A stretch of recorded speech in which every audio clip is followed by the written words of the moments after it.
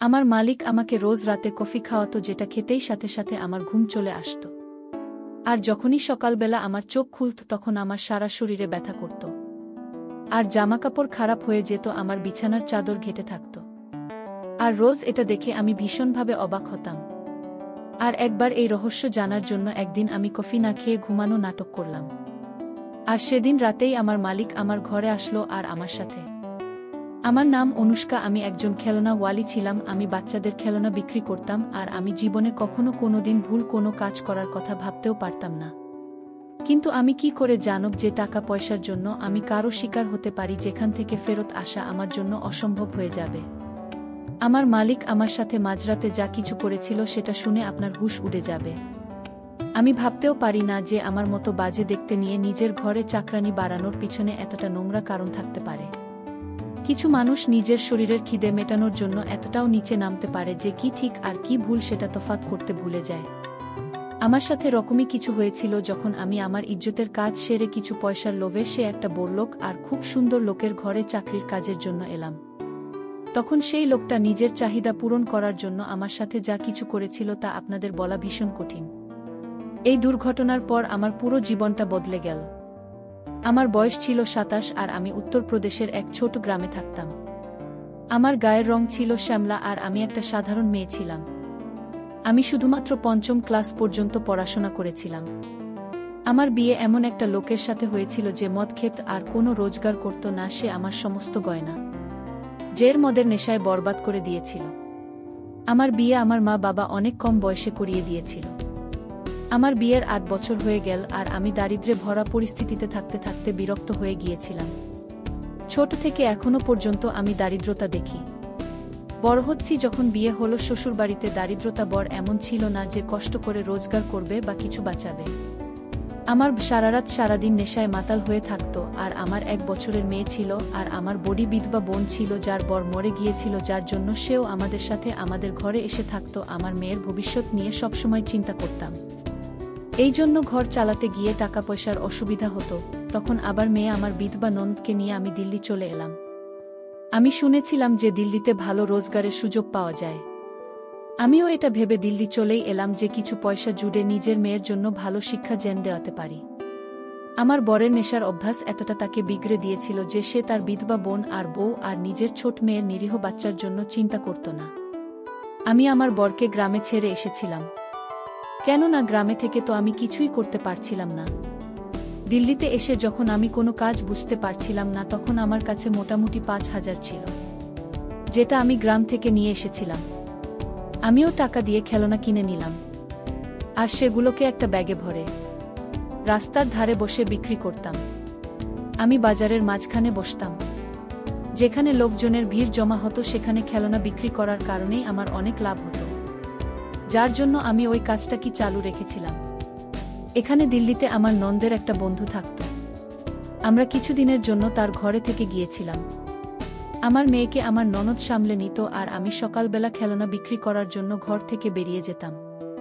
আমরা ঠিক করে নিয়েছিলাম যে আমাদের কাছে অল্প কিছু টাকা পয়সা জমা হয়ে গেলেই আমরা এই বাড়ি থেকে বেরিয়ে ভাড়ার বাড়িতে চলে আসব। আমি বাজার থেকে খেলনা কিনতাম, সেটাকে 15 থেকে 20 টাকা বেশি দাম দিয়ে বিক্রি করতাম। দিল্লি বাজারে আমার খেলনা ভীষণ বিক্রি হতো, কেননা অন্যান্য জায়গার তুলনায় সেখানে লাভ বেশি হতো।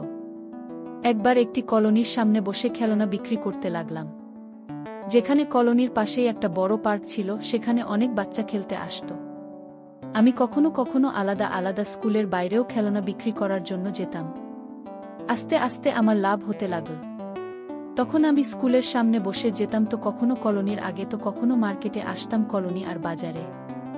আমার খেলনা বেশি বিক্রি হতো। তারপর আর কি, প্রত্যেক দিন সকালবেলা বাজারে আর বিকেলবেলা কলোনির সামনে খেলনা বিক্রি করতে থাকলাম। একদিন বিকেলবেলায় আমি খেলনা বিক্রি করায় ব্যস্ত ছিলাম।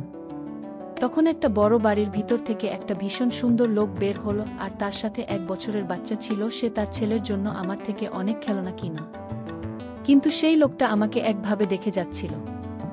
জানি না তার নজরে কি এমন ছিল যে আমার অস্বস্তি হচ্ছিল। সে খেলনা কেনার পরে যে আমার হাতে পয়সা দিল, তখন তার হাতে স্পর্শ আমার হাতে লাগল আর আমার শিহরণ জাগল। এখনো পর্যন্ত আমি যতগুলো লোকের থেকে পয়সা নিয়েছি, তারা সাবধানে টাকা পয়সা দিয়েছে যাতে আমাদের হাতে স্পর্শ না হয়। আর আমি ওইভাবেই পয়সা নিতাম। কিন্তু যখন লোকটার হাতে স্পর্শ লাগল, আমার মনে হলো সে ইচ্ছে করেই হয়তো করেছে। সে যাবার সময় অদ্ভুতভাবে হেসে নিজের ঘরের ভিতর চলে গেল। আমি যখন পয়সা করলাম তখন দেখলাম সে আমাকে পয়সা বেশি দিয়েছে। এটা দেখে আমি আরও বেশি অবাক হলাম। তারপর আমি ভাবলাম যে বোধহয় বড় ঘরের লোক, সে হয়তো বড়লোক, সেই জন্য বেশি পয়সা দিয়ে গেছে। আমি আমার সময়মতো আমার নন্দের বান্ধবীর বাড়িতে ফিরে এলাম। কিছুদিন পরে আমরা একটা ভাড়ার ঘর নিয়ে নিলাম। ঘর ছিল তো ছোট, কিন্তু আমাদের দুজনের জন্য যথেষ্ট ছিল। আর আমার মেয়ে তো এখন ছোট। আর এবার তো আমি আমার বস্তা নিয়ে নিজের ভাড়া বাড়িতে চলে এসেছিলাম। বাইরে যাওয়ার সময় আমি 3 জনের জন্য খাবার বানিয়ে যেতাম। এখন আমাদের কাছে এতটা পয়সা ছিল না যে রেশনের জিনিসপত্র রাখতে পারতাম। অল্প প্রয়োজনে জিনিসপত্র রাখতাম। খাবার কখনো বাজার থেকে এনে খেতাম। সকালবেলা চা ঘরে ঘরে নিতাম। সারাদিন আমার মেয়ে আমার নন্দের কাছে থাকতো। যখনই খাবার খেয়ে রাত্রিবেলা শুতে যেতাম তখন আমার এই লোকটির চেহারা মনে পড়ে গেল। সে দেখতে ভীষণ স্মার্ট ছিল, আর তার স্টাইলও একদম আলাদা ছিল। কিন্তু কেন জানি না, এই প্রথমবার আমি নিজের বরের বিষয় নয়, বরং একজন অচেনা লোকের ব্যাপারে বারবার ভাবতে লাগলাম। পরের দিন আমি আবার খেয়ে নিয়ে খেলনা নিয়ে ওই কলোনিতে পৌঁছে গেলাম। আমি এসেছি এখানে কিছু তখনই হবে যখন আমি চিৎকার করে হাঁটতে লাগলাম। আমার প্রথম যাকে সেই লোকটা দ্বিতীয়বার খেলা নিয়ে চলে এলো। আমার মনে হলো যেন সে আমার জন্য অপেক্ষা করছিল। সে আজও আমার মুখের দিকে তাকিয়ে খেলনা কিনেছিল, আর তার নজর খেলার থেকে বেশি আমার দিকে ছিল। কোথায় আমি সুন্দরী ছিলাম, আর এই কথাটা আমি এই প্রথমবার অনুভব করলাম। কখনো কখনো আমার বর নেশায় আমাকে বলতো, তুমি ভীষণ সুন্দর, আর পুরো গ্রামে তোমার মতো সুন্দর মহিলা কোথাও নেই। কিন্তু ধনী লোকটা নজর আমার এই ব্যাপারটা পুরোপুরি অনুভব করাতে পেরেছিল যে আমি সত্যি অনেক সুন্দর। আমার ফিগার যথেষ্ট ভালো ছিল, আমার কোমর ছিল পাতলা, আর আমার উচ্চতাও যথেষ্ট ভালো ছিল। আমি খুব বেশি মোটা ছিলাম না, আর খুব পাতলাও ছিলাম না। ওই লোকটা খেলনা কেনার পরে যেই আমার দিকে পয়সা দিতে আসলো তখন আমি কিছুটা সাবধান হয়ে রইলাম। আমি দেখতে চাইছিলাম যে তার হাত ভুল করে আমার হাতে স্পর্শ করে কিনা, নাকি ইচ্ছাকৃতভাবেই এরকম করত। আর সেই সময় আমার অবাক হওয়ার কোনো সীমা ছিল না যখন টাকা দেওয়ার সময় ইচ্ছে করে আমার হাতে স্পর্শ করল। আমি বুঝেছিলাম যে ভুল ছিল না, বরং এটা ইচ্ছাকৃত কাজ ছিল। আমি ঘাবড়ে গেলাম আর আমার ভয় করতে লাগল, কেননা এটা আমার জীবনে প্রথম একটা অদ্ভুত ঘটনা। আজ পর্যন্ত আমি আমার বরকে ছাড়া অন্য কোনো পুরুষকে অনুভব করিনি। আমাদের গ্রামে তো ঘরের বাইরেও বের হতাম না, কখনো বাইরে পুরুষের সামনে ঘুমটা পর্যন্ত তোলেনি। কিন্তু এখানে শহরে এরকম রীতি ছিল না, এই জন্য আমি ঘুমটা দিতাম না। আমি তো এটাও জানতাম না যে এখানকার মহিলারা কিভাবে খোলা মনের হয়ে থাকে। এটা এখানে আসার পর দেখে আমি বুঝতে পারলাম লোকটা তো ফেরত চলে গেল, কিন্তু আমার সমস্ত মন ওখানেই যেন পড়ে রইল। আমি বুঝতে পারছিলাম না যে সে এত ধনী বাড়ির মালিক হয়েও আমার সাথে এরকম ব্যবহার কেন করছিল।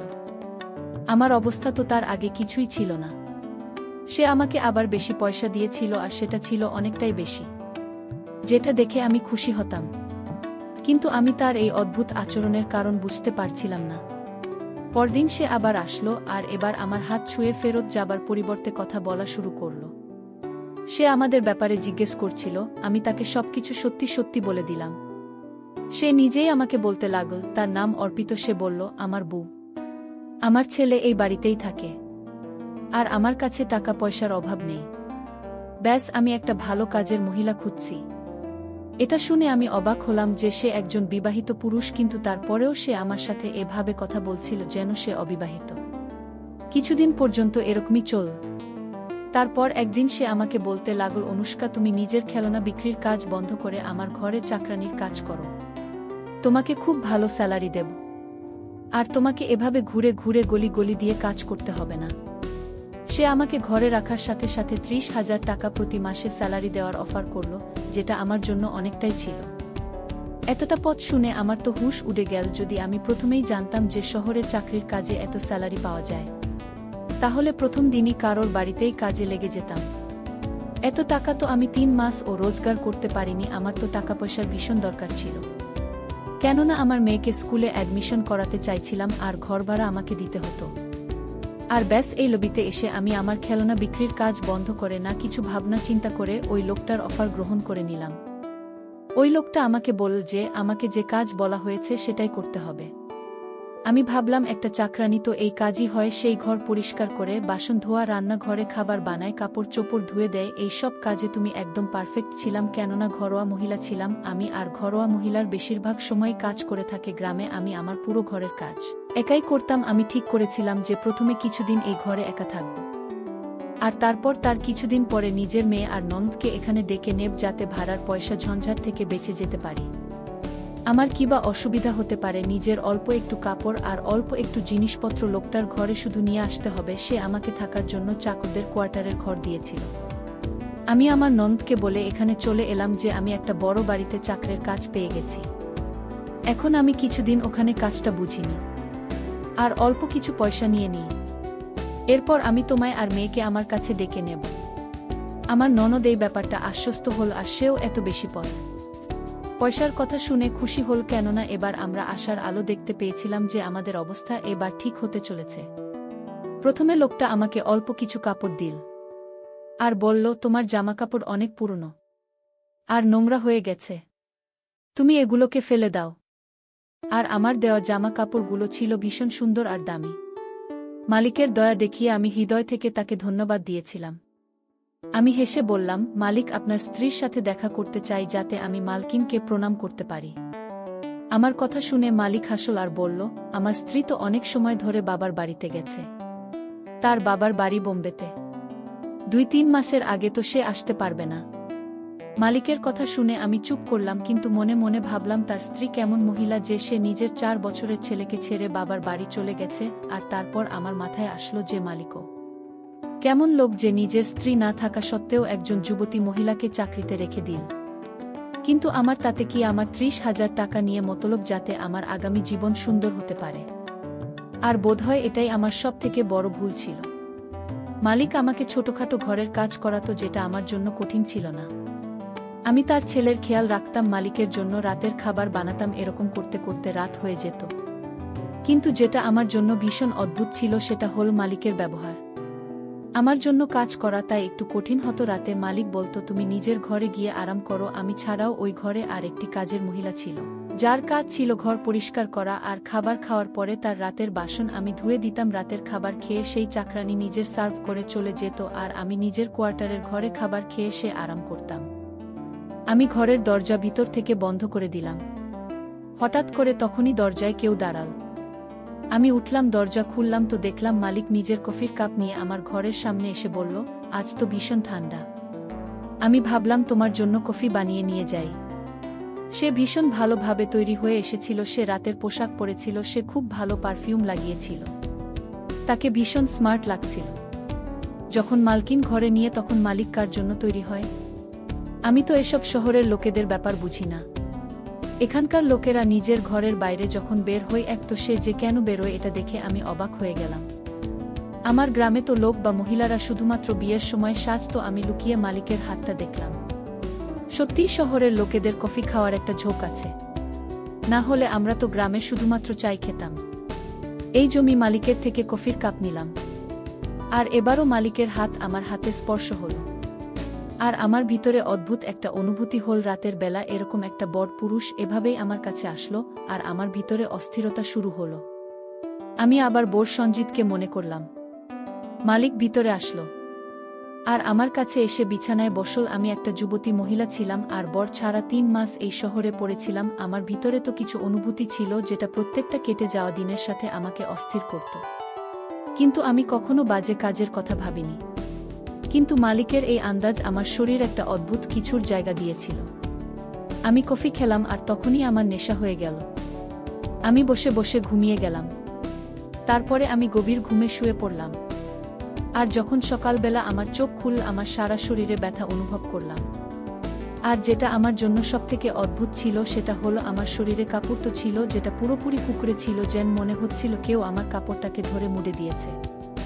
আমার পায়েও ভীষণ ব্যথা হচ্ছিল, আর আমার দুর্বল লাগছিল। আমি যখন বিছানা থেকে উঠলাম, তখন আমি বুঝলাম যে বোধহয় অনেক বড় পাপ করে ফেলেছি। আমিও জানি না যে রাতে কি হয়েছে। বোধহয় নিজের বরের খেয়ালে নিজের অনুভূতিকে আমি ঘুমের মধ্যে নিয়ন্ত্রণ করতে পারিনি। আমি আমার বর্ষণজিৎকে ভীষণ মিস করছিলাম, আর বোধ হয় এটা তার কথা ভাবতে ভাবতেই হয়ে গেছে।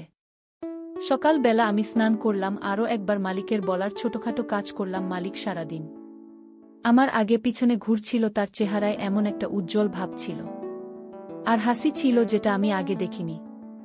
মালিক ভীষণ খুশি ছিল। আমি তার দেওয়া এই চাকরিতে অনেকটাই খুশি ছিলাম।